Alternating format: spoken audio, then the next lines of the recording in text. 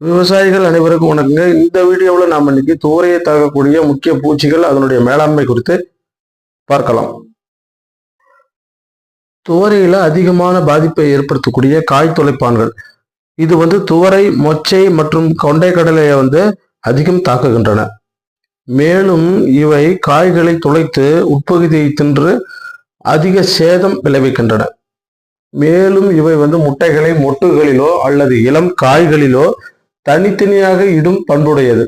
இதனை கட்டுப்படுத்த தயோடிகார்ப் 75% WP என்ற மருந்தை ஏக்கருக்கு 250 கிராம் என்ற அளவில் இட வேண்டும்.